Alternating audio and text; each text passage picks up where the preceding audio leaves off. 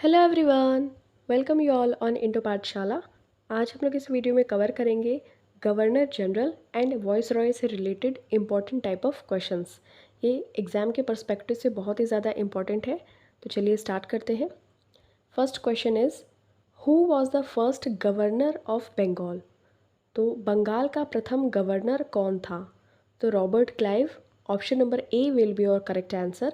Robert Clive was the first governor of Bengal. Okay, तो ये 1757 यानी कि 1757 में प्लासी का बैटल होता है। उस टाइम पे governor of Bengal was Robert Clive. Again देखिए 1764 में 1764 में फिर बैटल ऑफ बक्सर होता है। इसके बाद में भी 1765 टू 67 भी Robert Clive governor of Bengal बन जाता है। ओके, तो इसका डबल टाइम ड्यूरेशन है, ध्यान में रखना है। प्लासी के बैटल के टाइम पे भी and then after the battle of Buxar, उसके बाद भी 1765 में ये गवर्नर ऑफ बंगाल बनता है।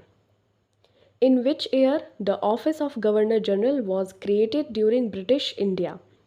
ब्रिटिश भारत के दौरान किस वर्ष गवर्नर जनरल का पद सृजित किया गया था? तो ये 1773 यानी कि जो रेगुलेटिंग एक्ट आया था उसके थ्रू इसको डिज़ाइन किया गया कि गवर्नर जो बंगाल का हुआ करता था अब हम उसको गवर्नर जनरल बोलेंगे। ठीक है, तो गवर्नर जनरल ऑफ बंगाल कैसे बन गया? तो 1773 के रेगुलेटिंग एक्ट से। And this act also created an executive council of 4 members to assist governor general. Okay, तो ये चीज़ भी ध्यान में रखनी है। अब देखिए बात करते हैं, who was the first governor general of Bengal?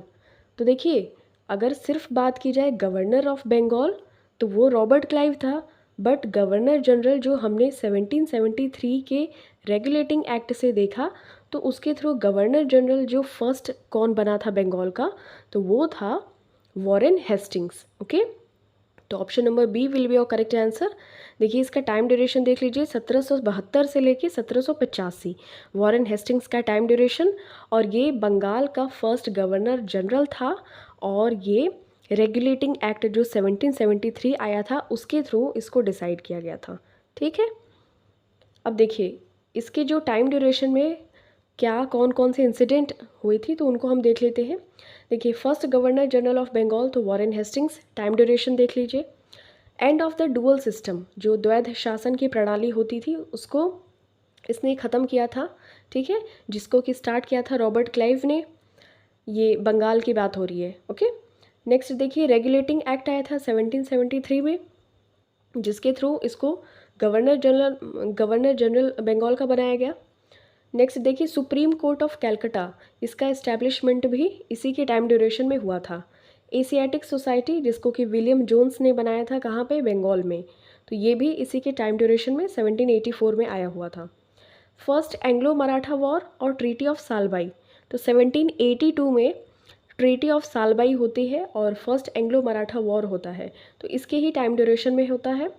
First English translation of Bhagavad Gita, तो भागवत गीता का ट्रांसलेशन किया जाता है इसके ही टाइम ड्यूरेशन में। Pitt's India act most important, ये वन लाइनर फॉर्मेट में आपको ध्यान रखना है कि पिट्स इंडिया एक्ट कब आया था? तो 1784 में आया हुआ था। और रेगुलेटिंग एक्ट कब आया था? 1773। ओके, और इम्पीचमेंट यानी कि आर्टिकल नंबर जो 61 में हम पढ़ते हैं ना, महाभियोग, जो कि हमारे प्रेसिडेंट यानी कि राष्ट्रपति पर लगता है, तो ये इम्पीचमेंट का प्रोसेस किस पे अप्लाई किया गया था? तो ये वॉरेन हेस्टिंग्स आपको ध्यान में रखना है। ठीक है, next, who among the following is popularly known as father of civil services in India? निम्नलिखित में से किसे father of civil services in India के नाम से जाना जाता है? तो ये Cornwallis will be your correct answer. और देखिए जो कॉर्नवालिस की प्लेस ऑफ डेथ है ना, तो ये गाज़ीपुर यानी कि उत्तर प्रदेश इंडिया में है। तो इसका जो समाधि है, डेथ, तो ये गाज़ीपुर में है। और इसने जो सिविल सर्विसेज वाली व्यवस्था और जो पुलिस फोर्स है इसका जो इस्टेब्लिशमेंट कह सकते हैं, तो ये कॉर्नवालिस के टाइम ड्यूरेशन में हुआ था, इसने ही किया था। देखिए कॉर्नवालिस का जो टाइम एरा है 1786 टू 1793 और इसके ही टाइम ड्यूरेशन में इस्टेब्लिशमेंट हुई थी संस्कृत कॉलेज की। थर्ड एंग्लो मैसूर वॉर हुआ था। ठीक है, टीपू सुल्तान और अंग्रेज़ों के बीच में, और ट्रीटी ऑफ सेरीरंगपट्टनम हुई थी।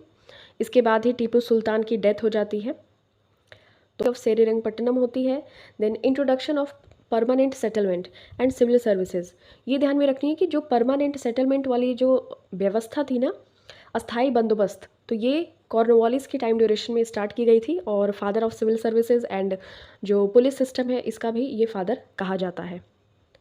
Who was the first governor general of India. देखिए अभी हम लोग बंगाल तक की बात कर रहे थे। Governor, first governor of Bengal तो Robert Clive, first governor general of Bengal तो वॉरेन हेस्टिंग्स। बट यहाँ हम लोग बात कर रहे हैं first governor general of India. ठीक है, तो भारत का प्रथम गवर्नर जनरल कौन था? तो William Bentinck will be your correct answer. Okay, देखिए इसका जो टाइम ड्यूरेशन है ये फेमस है अबॉलिशन ऑफ सती सिस्टम के लिए। सती सिस्टम आपको पता ही होगा कि जो वीडो फीमेल्स होती थी उनको फोर्सफुली उनके हस्बैंड की चिता पे जलाया जाता था। तो इस वजह से इसको एंड किया। राजा राम मोहन रॉय ने भी इनकी हेल्प की। ठीक है, तो इस तरीके से आप देख पा रहे होंगे कि जो विलियम बेंटिक है ये अच्छे अच्छे रिफॉर्म्स लेकर आए थे, सोशल रिफॉर्म्स, जैसे कि सती सिस्टम को अबॉलिश करना, और जो ठगी सिस्टम होती है ना, जैसे किसी को ठग लेते हैं तो वो उसको सप्रेस किया था।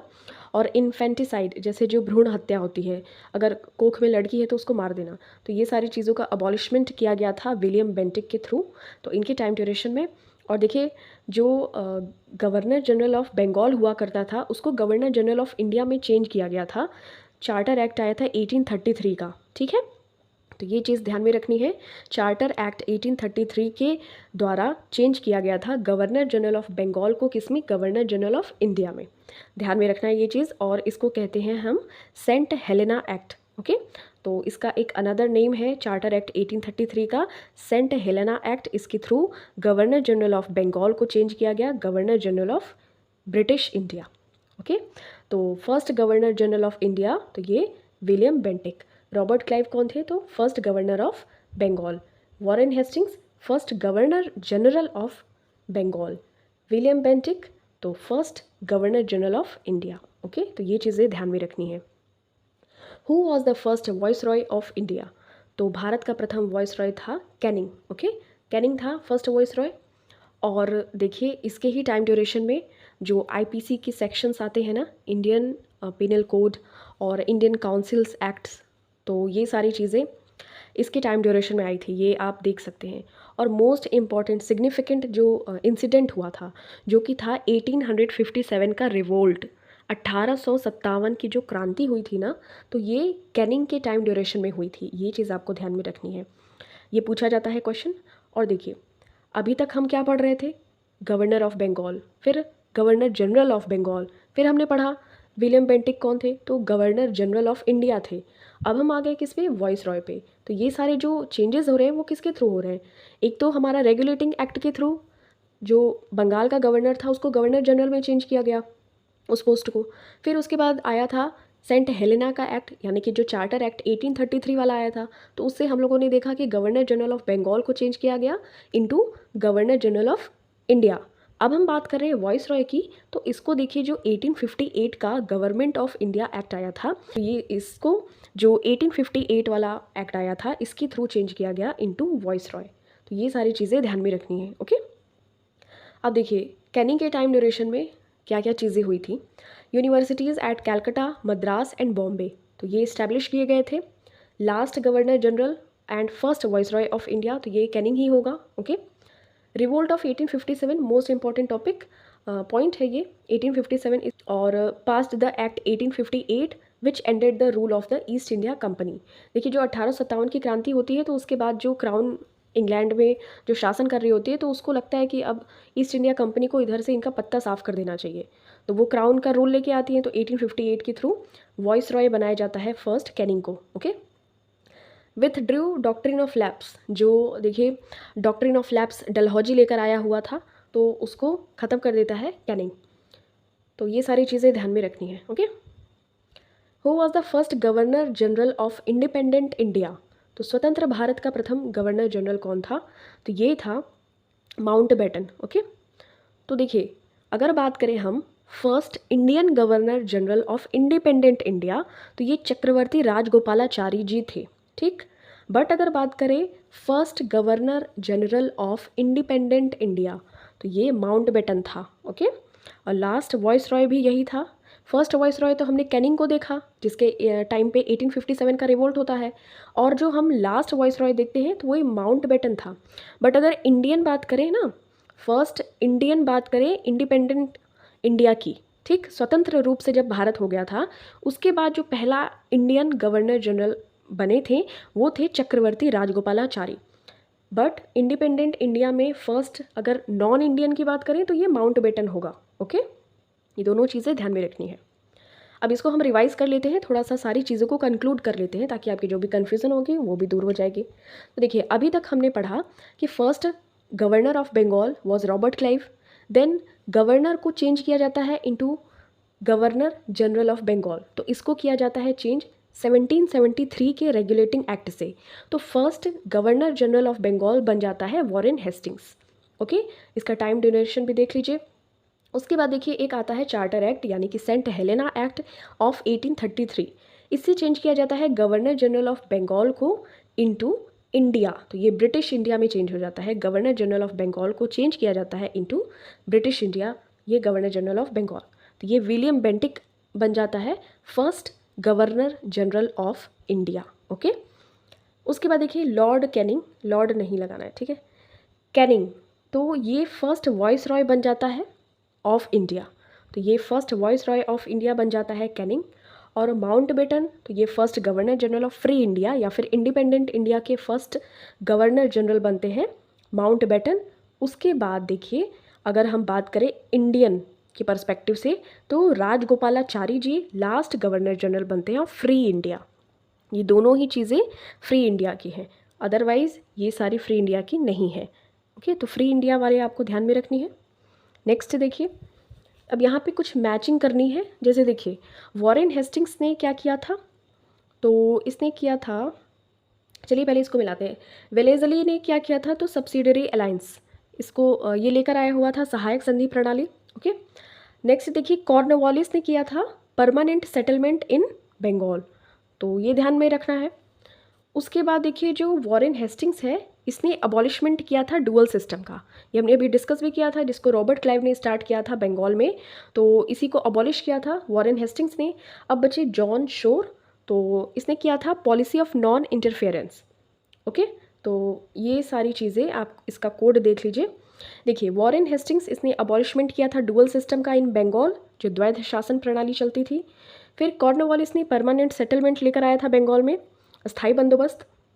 पॉलिसी ऑफ नॉन इंटरफेरेंस ये जॉन शोर लेकर आया हुआ था। वेलेज़ली लेकर आया हुआ था सहायक संधि, सब्सिडरी अलायंस सिस्टम। ओके, एक और चीज़ है कि एक एलन बरो करके था, तो उसने क्या किया था, 1843 में स्लेवरी एक्ट आया हुआ था, तो उसको अबॉलिश भी किया था उसने। ओके, कांग्रेस का जब इस्टेब्लिशमेंट हुआ था ना 1885 में, तो ये किसके टाइम ड्यूरेशन में हुआ था, तो उस टाइम पे डफरिन था। और कैनिंग के टाइम ड्यूरेशन में हुआ था 1857 का रिवोल्ट। और कांग्रेस का जो फर्स्ट चेयरपर्सन था वो थे व्योमेश चंद्र बैनर्जी, और इसका इस्टेब्लिशमेंट किया था by A.O. Hume, Allan Octavian Hume. देखिए फर्स्ट टाइम जो सेंसस कंडक्ट करवाया गया था, तो ये मेयो के टाइम ड्यूरेशन में, यानी कि 1872 में कंडक्ट करवाया गया था, बट ये रेगुलर नहीं था। तो फर्स्ट टाइम रेगुलर सेंसस ये रिपन के टाइम ड्यूरेशन में करवाया गया था। ओके, और देखिए जो 1881 का टाइम एरा था, उस टाइम पे रिपन के टाइम ड्यूरेशन में करवाया गया था 17 फरवरी 1881। और ये W.C. प्लाउडन इसमें ही जुड़े हुए थे, जो रेगुलर सेंसस 1881 का हुआ था। ये चीज़ ध्यान में रखनी है, ये रिपन के टाइम का था, ये रेगुलर वाला जिसको कि अभी तक हम फॉलो करते हैं। और ये ऐसे ही रेगुलर नहीं था, ये बस हो गया था, ये मेयो ने करवाया था। बट फर्स्ट टाइम वाला पूछते हैं तो मेयो ध्यान में रखना है। ओके, मेयो को मार भी दिया गया था पोर्ट ब्लेयर में। नेक्स्ट देखिए यहाँ पे इसको मैच द फॉलोइंग करना है। देखिए विलियम जोन्स ने एशियाटिक सोसाइटी ऑफ बंगाल इसका इस्टेब्लिशमेंट किया था, ठीक है, तो विलियम जोन्स आपका सी ऑप्शन करेक्ट हो जाएगा। उसके बाद देखिए थॉमस मुनरो है, तो ये रैयतवाड़ी जो सेटलमेंट है ना सिस्टम, ये मद्रास में लेकर आए हुए थे। ओके, ये जो लैंड रेवेन्यू टैक्स इन सब से रिलेटेड है किसानों का। उसके बाद जो ये विलियम बेंटिक है, ये क्या किया था इसने, तो ये अबॉलिशमेंट किए थे, ये प्रोहिबिट किए थे सती सिस्टम को। ठीक, अब ये हर्डिंगे बच गए, तो ये करेक्ट हो जाएगा बिल्कुल सामने सामने। Prohibition of female infanticide and human sacrifice among Gonds of central India. Okay, तो देखिए William Jones, Asiatic society of Bengal. Munro, तो Ryotwari settlement in Madras. William Bentinck, तो अबॉलिशन ऑफ या फिर सती सिस्टम का। हडिंगे, तो ये वाला ऑप्शन आपका करेक्ट हो जाएगा। ओके, नेक्स्ट बात कर लेते हैं। Which of the following is correct chronology of annexation under the doctrine of lapse by Dalhousie. तो देखिए ये जो सतारा, जैतपुर, संबलपुर, नागपुर, झांसी, तो इन सब का हम लोग टाइम ड्यूरेशन देख लेते हैं, तो ऐसे हम लोगों को याद हो जाएगा। देखिए सतारा को जो ईयर ऑफ एनेक्सेशन है यानी कि मिलाया गया था डलहौजी ने अंडर डॉक्ट्रिन ऑफ लैप्स, तो 1848 में मिलाया था। इसमें क्या होता था कि अगर उस किसी भी राज्य के जो भी राजा होते थे उनकी अगर कोई चाइल्ड नहीं होती थी या संतान नहीं होते थे, उसको अपने राज्य में मिला लेता था। डलहौजी ऐसा करता था। ठीक, तो देखिए सतारा जो था उसको 1848 में सबसे फर्स्ट टाइम इसे मिलाया गया था। जैतपुर है 1849 में। संबलपुर इसको भी 1849 में मिलाया था। बघाट हिमाचल प्रदेश का है, ये 1850 में मिलाया था। ओके, उदयपुर है ये राजस्थान वाला उदयपुर नहीं है। ओके, तो ये उदयपुर है, तो इसको मिलाया था 1852 में। देखिए झांसी मोस्ट इंपॉर्टेंट, महारानी लक्ष्मीबाई का झांसी, इसको 1853 में मिलाया था। देन देखिए नागपुर 1854। फिर देखिए जो ये अवध है ना, कुशासन का आरोप लगाकर इसको एनेक्सेशन कर लिया था इसका। ठीक है, तो इंटरनल मिसरूल का ये आरोप लगाकर अवध को मिलाया गया था, तो ये ध्यान में रखना है। अगर पूछा जाए इंटरनल मिसरूल लगाकर किस स्टेट को अक्वायर किया गया, तो Awadh will be your correct answer and in the year of 1856। अब देखिए डलहौजी की टाइम ड्यूरेशन में कौन कौन सी चीज़ें सिग्निफिकेंट हैं। इसने डॉक्ट्रिन ऑफ लैप्स को, व्यापकत का सिद्धांत इसने इंट्रोड्यूस किया था।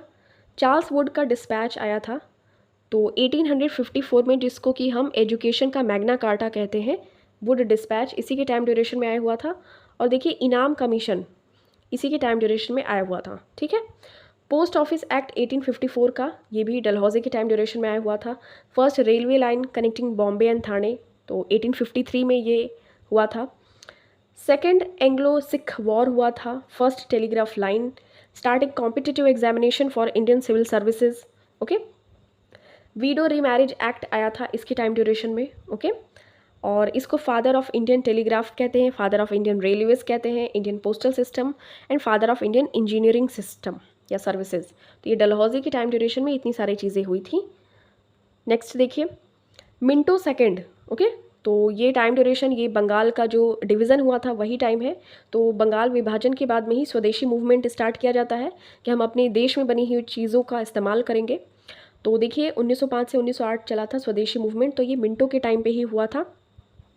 Foundation of the Muslim league जो कि 1906 में हुआ था, तो ये इसके ही टाइम ड्यूरेशन में आ जा रहा है। और ये कहाँ पे, बांग्लादेश की जो कैपिटल ढाका है वहाँ पे इसको नवाब सलीमुल्लाह इन सब के द्वारा इस्टेब्लिश किया गया था। सूरत सेशन जो होता है स्प्लिट इन द कांग्रेस, ये नरम दल और गरम दल, एक्सट्रीमिस्ट और मॉडरेट्स, ये डिवीज़न हो जाता है 1907 में। तो 1907 में सूरत अधिवेशन के अध्यक्ष कौन थे, तो रास बिहारी घोष। ठीक है, रास बिहारी घोष, घोस्ट आ गया था तो ये लोग अलग हो गए थे, ऐसे आप ट्रिक लगा सकते हैं अगर आपको बोस और घोष में कन्फ्यूज़न हो जा रही है। ठीक, न्यूज़पेपर एक्ट आया था 1908 में। मॉर्ले मिंटो रिफॉर्म आया था 1909 में। ठीक, नेक्स्ट देखिए हडिंगे, हडिंगे सेकंड, इसका टाइम ड्यूरेशन है 1910 से 1916। तो देखिए जो पार्टीशन ऑफ बंगाल हुआ था 1905 में करजन के टाइम ड्यूरेशन में, ठीक है, तो उसका ख़त्म कर दिया था कि मतलब अब पार्टीशन ये नहीं है, तो ये 1911 में हडिंगे के टाइम ड्यूरेशन में ये हुआ था। और देखिए उसी टाइम जो हमारी इंडिया की कैपिटल दिल्ली, उसको डिक्लेयर किया गया था, क्योंकि देखिए जो जॉर्ज पंचम और उनकी जो क्वीन मैरी आए हुए थे, जिसको स्वागत में गेटवे ऑफ इंडिया भी बनाया गया था मुंबई में, तो ये सारी चीज़ें तभी की है। तभी हमारा जो इंडिया का कैपिटल है उसको शिफ्ट किया गया था। कैलकाटा पहले था बट उसको शिफ्ट किया गया दिल्ली में, और इसकी जो डिक्लेरेशन 1911 में हुई थी और बनाया गया 1912 में। The permanent settlement was introduced by, तो ये कॉर्नवालिस ने परमानेंट सेटलमेंट को इंट्रोड्यूस किया था। और देखिए परमानेंट सेटलमेंट कब लाया था, तो 1793 में लाया था, और ये एक टाइप का एग्रीमेंट होता था between the East India Company and the zamindars to fix the land revenue. जो लैंड रेवेन्यू है उसको फिक्स करने के लिए ये लेकर आया हुआ था। देखिए कैनिंग, एल्गिन और लॉरेंस के बारे में। तो देखिए कैनिंग का जो टाइम ड्यूरेशन है 1858 टू 1862, ओके। तो 1857 का जो रिवोल्ट होता है, क्रांति होती है, तो इसी के टाइम ड्यूरेशन में होती है। और जो डॉक्ट्रिन ऑफ लैप्स का अबॉलिशमेंट भी इसने ही किया था, जिसको कि डलहौजी ने स्टार्ट किया था। देखिए फिर एल्गिन आते हैं, तो 1862 टू 1863 वहाबी जो मूवमेंट है पटना में, बिहार में हुआ था, तो इसके ही टाइम ड्यूरेशन में हुआ था। लॉरेंस का टाइम ड्यूरेशन आप देख पा रहे होंगे, और इसी के टाइम पे establishment of high court in Calcutta Madras, okay. और एंग्लो भूटान वॉर भी इसी टाइम पे हुआ था। अब देखिए मायो के बारे में बात कर लेते हैं। मेयो, इसके टाइम पे मोस्ट इंपॉर्टेंट यही पूछते हैं कि फर्स्ट टाइम जो सेंसस 1872 में हुआ था, तो इसको कंडक्ट करवाया गया था मेयो के द्वारा, ओके। तो ये चीज़, ये पॉइंट ध्यान में रखनी है। और इसका जो पोर्ट ब्लेयर में इसकी डेथ हुई थी, डेथ नहीं हुई थी, मतलब इसको किल कर दिया था बाय शेर अली अफरीदी, ओके।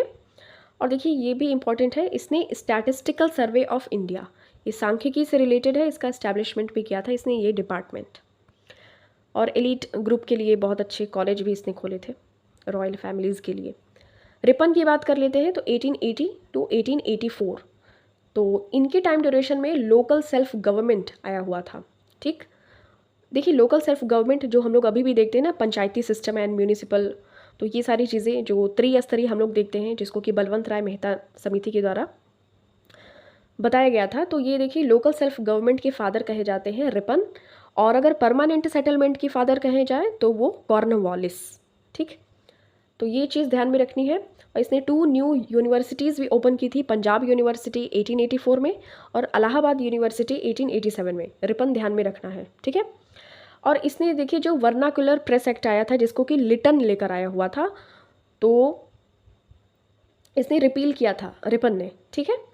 और एल्बर्ट बिल आपको पता होगा, ये जजेस से रिलेटेड है, कि हंटर कमीशन जो कि आया हुआ था शिक्षा से रिलेटेड 1882 में, तो ये भी इसी के टाइम ड्यूरेशन में आया हुआ था। आप टाइम ड्यूरेशन देखिए तो आपको ये पता चल जाएगा, ओके।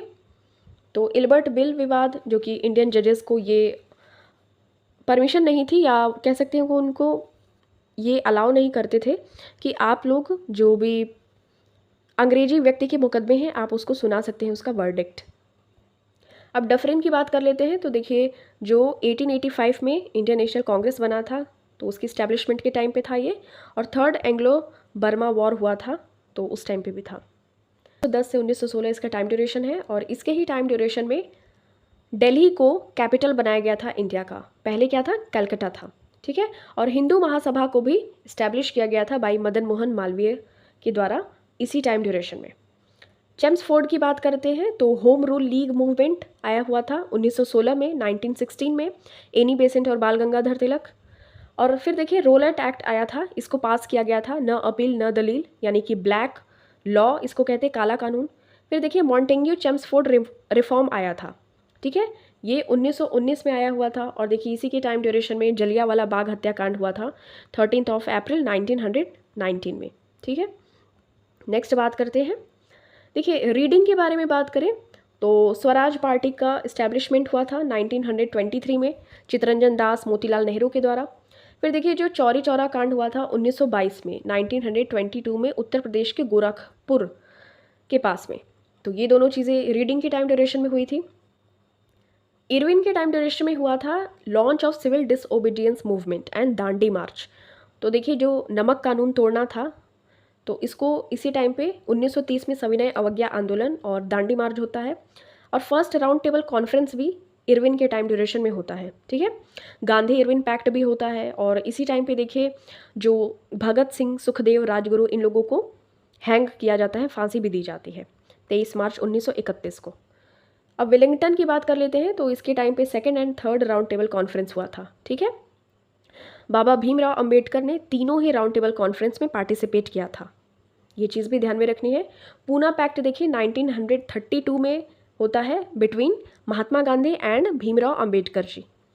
फिर देखिए कम्युनल अवार्ड इसी के वेलिंगटन के टाइम ड्यूरेशन में ही स्टार्ट किया गया था। अब लिन लिथ गो की बात कर लेते हैं, तो इसका टाइम ड्यूरेशन आप देख पा रहे होंगे, इसके टाइम ड्यूरेशन में क्रिप्स मिशन आया हुआ था और क्विट इंडिया मूवमेंट, भारत छोड़ो आंदोलन भी हुआ था। डू और डाई का स्लोगन भी महात्मा गांधी ने दिया था। अब वेवेल के टाइम ड्यूरेशन में बात कर लेते हैं और माउंटबेटन। तो देखिए 1944 से 47 CR फॉर्मूला 1944 में आया था, चक्रवर्ती राजगोपालाचारी का फॉर्मूला वेवेल। और देखिए शिमला का जो कॉन्फ्रेंस हुआ था ये पूछा जाता है कि कौन था उस टाइम पे, तो वेवेल था। और ये देखिए डायरेक्ट एक्शन डे, प्रत्यक्ष कार्यवाही दिवस, ये 1946 में हुआ था, तो ये इसी के टाइम ड्यूरेशन में हुआ था।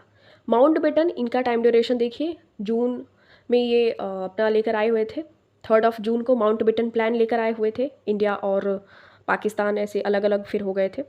तो लास्ट वॉइस रॉय और first governor general of free India, free India ध्यान रखना है, फ्री इंडिया के फर्स्ट गवर्नर जनरल तो ये माउंटबेटन। और अगर बात करें इंडियन के पर्सपेक्टिव से फ्री इंडिया के फर्स्ट गवर्नर जनरल तो Chakravarti Rajagopalachari ji. Who among the following passed the vernacular press act, तो ये लिटन ने पास किया था।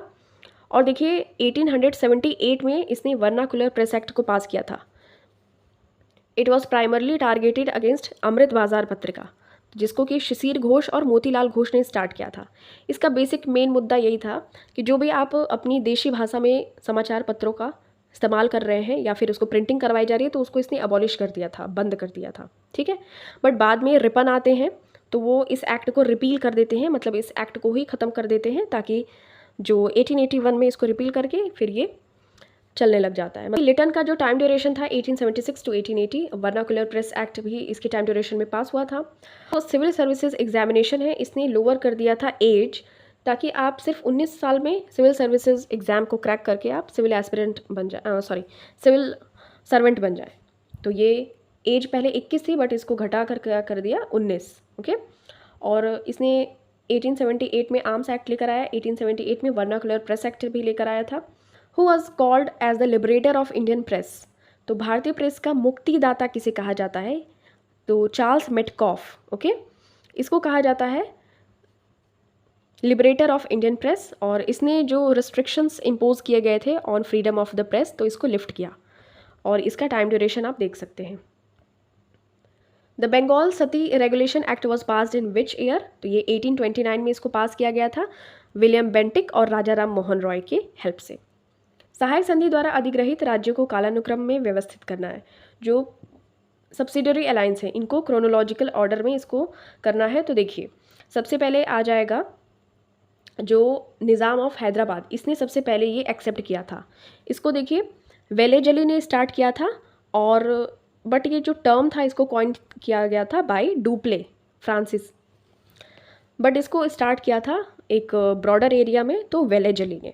सबसे पहले निजाम ऑफ हैदराबाद ने इसको एक्सेप्ट किया था, okay.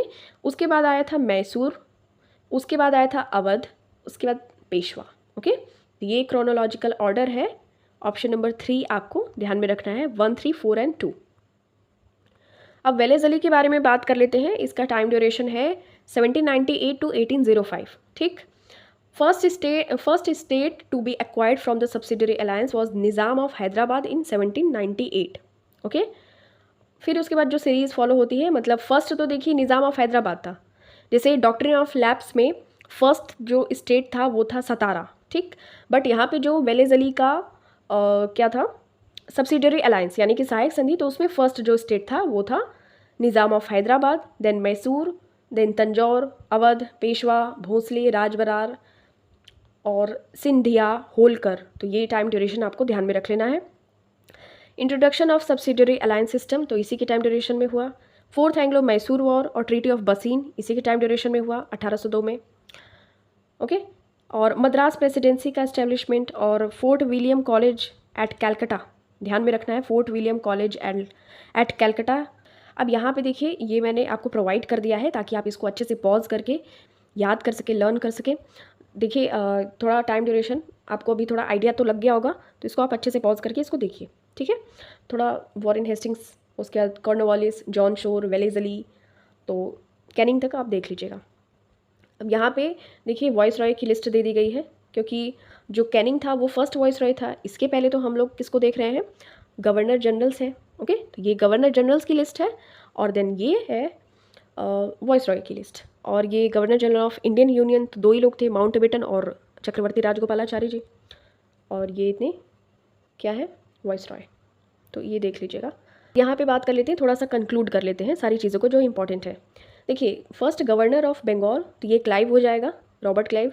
First governor general of Bengal तो वॉरेन हेस्टिंग्स 1773 के रेगुलेटिंग एक्ट के through. First governor general of India तो विलियम बेंटिक हो जाएंगे 1833 के चार्टर एक्ट यानी कि सेंट हेलेना एक्ट के through. First governor general of independent India तो ये माउंटबेटन हो जाएंगे। First president of Indian National Congress तो ये व्योमेश चंद्र बैनर्जी हो जाएंगे। First viceroy of India तो ये कैनिंग हो जाएंगे, ठीक।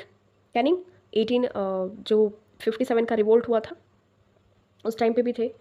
और बात करें first Indian governor general of independent India तो ये चक्रवर्ती राजगोपालाचारी जी थे, ठीक है। तो ध्यान में रखना है ये। This question is for you have to give me the correct answer of this question in comment section. Who was the first governor general of India? भारत का प्रथम गवर्नर जनरल कौन था? Options are Robert Clive, Warren Hastings, William Bentinck and Canning.